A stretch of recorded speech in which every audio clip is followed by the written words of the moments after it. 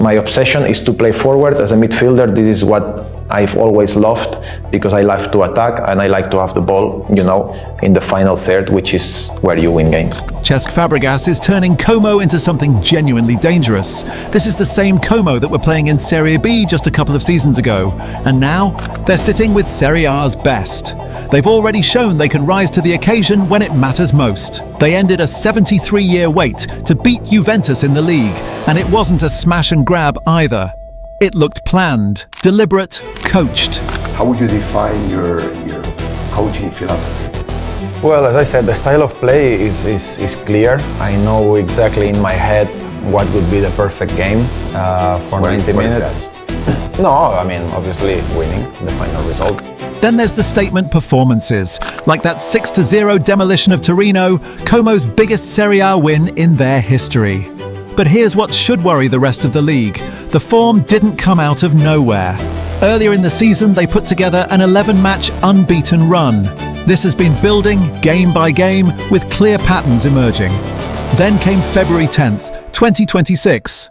Away at Napoli, Cup quarter-final. Hostile crowd, high stakes. Como grind out a 1-1 draw, then win it on penalties at the Maradona. The kind of night that quietly sends a message to the entire league, we're for real. But this story runs deeper than just good results. It's about what Fabregas is building from the ground up, how Como play out from the back, how they press as a unit, and how players like Nico Paz and Duvikas are thriving under his system. And it's no accident. Once you see the tactical ideas behind this rise, you'll realize Como aren't a surprise story anymore. They're becoming a genuine Serie A problem.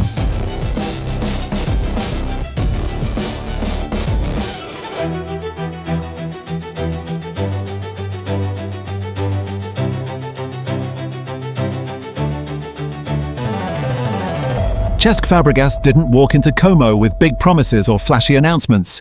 He came in with a plan, and that's the difference that explains everything.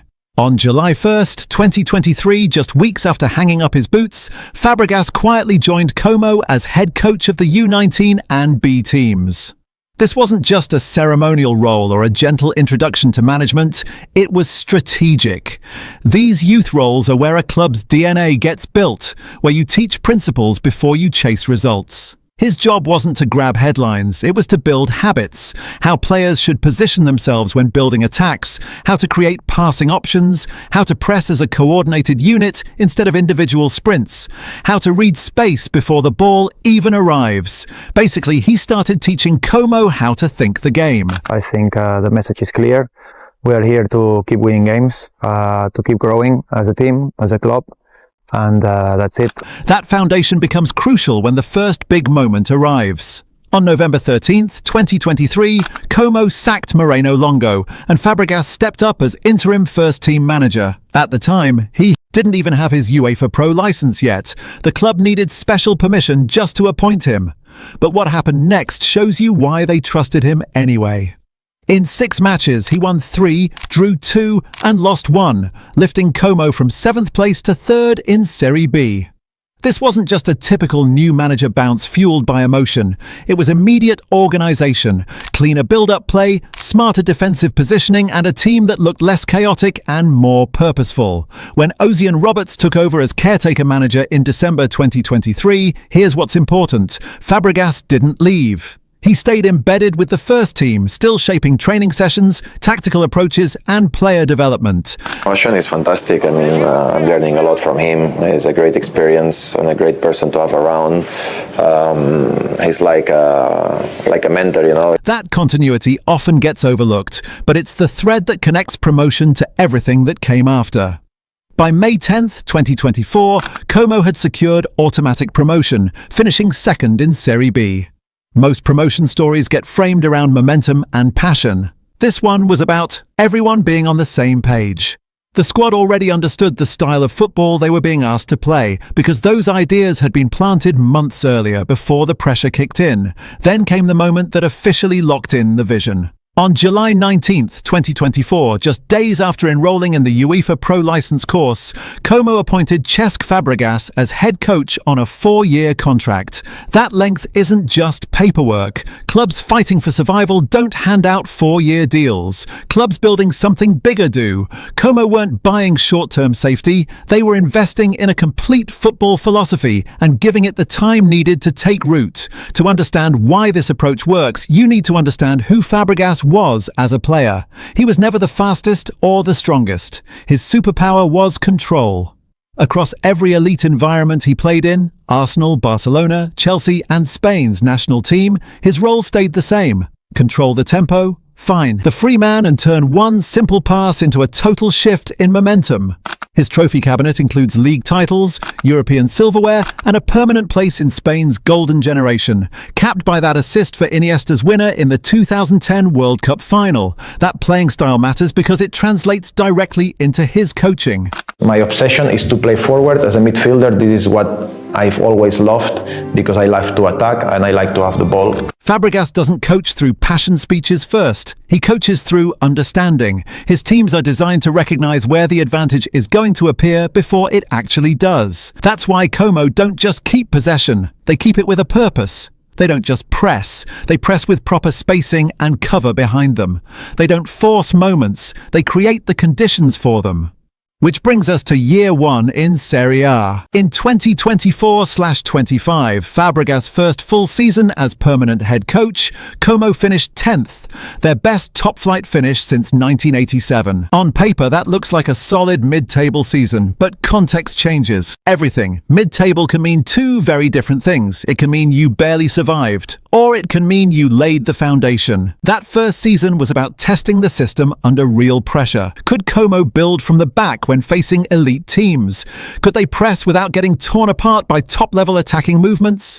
Could they handle adversity, red cards, late goals conceded, momentum shifts, without falling apart structurally? Over the course of the season, the answer kept coming back. Yes, and that's the turning point most people don't notice. Because once a newly promoted team proves it can handle those challenges in Serie A, the second season stops being about just staying up. It becomes about pushing higher. And that's when a project stops being a nice story and starts becoming a real threat. Halfway through the 2025/26 season, the league table shows a straightforward story. Como are sitting 6th with 41 points. But the table alone doesn't explain why people around Serie A are starting to take real notice. The real story is in how they're doing it. This is a team averaging around 62% possession, and not just in easy games or against weaker sides, but consistently throughout the season. That kind of number doesn't just happen in Serie A. It means Como are controlling the tempo of matches, deciding when to slow things down and when to turn up the heat. Their possession isn't just for show, it's a weapon for control. Then you look at the deeper numbers and any remaining doubts disappear. Como are creating roughly 1.63 expected goals per match, while only allowing about 1.10 xG against. That balance is crucial. Any team can rack up chances by playing recklessly. Any team can limit chances by parking the bus. Doing both at the same time, attacking like a top-tier side, while defending like 1-2. That's the hallmark of a system firing on all cylinders. After 23 league matches, the actual results support it. 16 goals conceded, just 0.70 per game, 12 clean sheets, joint best in the entire league. Around 22.25 xGA, meaning their defense isn't just getting lucky. This isn't vibes and prayers football. This is a team hitting title contender metrics. Elite defensive solidity and high-level attacking threat happening at the same time. And when you zoom in on individual performances, the picture gets even clearer. Up front, Anastasios Douvikas has scored 8 league goals, putting him among Serie A's top scorers. Not because he's taking endless shots from everywhere, but because the chances he's getting are high quality, consistent, and in dangerous areas. That's not luck, that's coaching. Next to him, Nico Paz also has 8 league goals, playing the kind of creative role that Serie A managers dream about, comfortable operating between the lines. Decisive in the final third and increasingly willing to take charge of big moments. This isn't just raw talent running wild. It's a player being deliberately positioned to exploit specific spaces. At the back, goalkeeper Jean Butez has 12 clean sheets, tied for the most in the league. Keepers don't hit those numbers without proper organisation in front of them. Yes, his shot stopping has been excellent, but just as telling is what he isn't dealing with. Unmarked runners at the back post, dangerous cutbacks going unchallenged, waves of sustained pressure. Those situations simply aren't happening as often against Como. And here's the most revealing detail of all. Earlier in the season, when Inter thrashed Como 4-0, the scoreline looked brutal. But Reuters described Como as in form going into that match and confirmed they were on an 11-match unbeaten league run beforehand. In other words, even their heaviest defeat came after months of solid, consistent performances. This wasn't a fragile team being exposed, it was a strong team finally meeting an even stronger one. Which brings us to the night that quietly changed how people viewed Como. February 10th, 2026, Coppa Italia quarter-final, away at the Maradona, against Napoli. The official result will go down as a draw, 1-1, followed by a dramatic 7-6 penalty shootout victory for Como. But the performance itself tells a much deeper story. Napoli set up in a 3-4-2-1 formation. Como stuck with their 4-3-3. That choice alone is significant. A newly promoted club away from home in a high-pressure knockout tie, refusing to abandon what they believe in. This wasn't survival mode. This was confidence in their identity. Como strike first. Martin Batterina, penalty, 39th minute. The goal comes after a lengthy VAR review, and that context matters. It's the result of getting bodies in the box, applying sustained pressure, and forcing defenders into panicked decisions. Coaches constantly talk about earning. Moments like that, Como did exactly that. Napoli hit back immediately after halftime. Vergara, 46th minute. This is where inexperienced or fragile teams usually crumble, conceding early in the second half. Hostile crowd roaring, all the momentum suddenly against you. But Como don't fall apart, they don't lose their shape, they don't start chasing the game frantically. They absorb the pressure, regroup and push the match all the way to penalties. And then comes the part that doesn't get enough attention. In the shootout, Romelu Lukaku misses Stanislav Lobotka's penalty, gets saved. That's not just luck, that's preparation, mental strength and belief in the process. The invisible work that separates ambitious projects from genuinely serious teams. It's a story about the goalkeeper, it's a story about the coaching staff, and most importantly, it's proof that this group trusts what they're being taught, even when the stakes are at their highest. When a project team starts winning, moments like that, away from home, against elite opposition in knockout football, it usually means something bigger is happening. And by now, the pattern is impossible to miss. This isn't a season built on lucky bounces or emotional runs. It's a season built on behaviours that can be repeated week after week. And that's why year 2 isn't just impressive. It's revealing the truth about what Cesc Fàbregas is actually building at Como. Cesc Fàbregas' second season doesn't just look good on paper. It reads like a club that knows exactly what it wants to be, has recruited the right players for it, coaches them every single day, and now executes that plan even under serious pressure. Let's start with the squad, because Como's leap in 2025/26 isn't being carried by one superstar. It's being driven by a group of players who all fit perfectly into the same footballing vision. Up front, Anastasios Douvikas has become the perfect embodiment of what Fabregas is building. A striker whose numbers match the system's logic. He's joint top scorer for Como in the league with 8 Serie A goals and has 11 in all competitions, 8 league, 3 Coppa Italia. That matters because it tells you two things. Como create enough quality chances to consistently feed their number 9, and Douvikas is finishing opportunities that are being deliberately created, not just random moments. Behind him, Nico Paz is the player who makes everything. Click, he's also on 8 league goals, but here's the more revealing stat. Paz has 8 goals and 6 assists in the league while playing like a midfielder who already sees the next move before the ball even arrives. That's exactly the kind of player a Fabregas team is designed around. Not just raw talent, but someone who reads the game early and has the confidence to turn with the ball in tight spaces. Then there's the layer most people overlook because it doesn't make flashy highlights. The midfield engine room that allows Como to control territory without becoming defensively careless. The Guardian described how Maximo Perrone and Lucas da Cunha have developed into a brilliantly consistent partnership. And here's the detail that really stands out. Da Cunha is captain at just 24 years old. Captaincy at that age usually means one of two things. Either you're the loudest personality, or you're the clearest example of how the coach wants the team to play. For Como, it's definitely the second. They want to dominate possession, they want to live in the opponent's half, and they need a captain who stays composed when games become tests of patience. At the back, the development story isn't just they defend well. It's about how they defend well while still being brave on the ball. The Guardian highlights Jacobo Ramon as an exceptional distributor from defense, which basically means Como's defensive phase isn't built on panicked long balls. It's built on defenders who can calmly pass through pressure. When you combine that with what we already know, Jean Butez sitting on 12 league clean sheets, joint best in Serie A,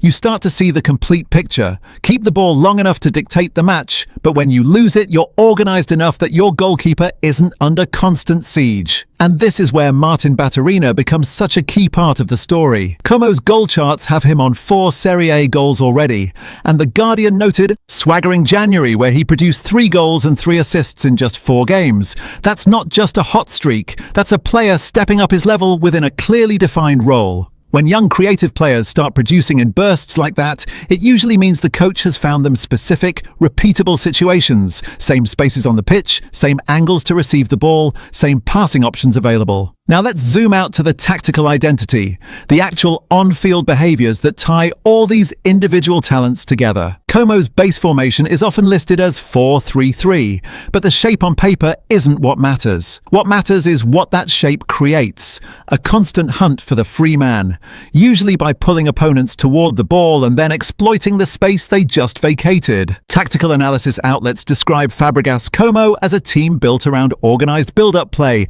numerical advantages in key areas, and central control with tight midfield spacing designed to keep the ball moving without leaving themselves exposed defensively. You can see that identity in how completely they can dominate certain matches. Against Atalanta, Como drew 0-0 while holding 79.3% possession and taking 28 shots. The Guardian adds the jaw-dropping detail. Opta rated that match at 5.24 expected goals for Como, one of the highest XG totals for any Serie A team in a scoreless game since Opta started tracking this data.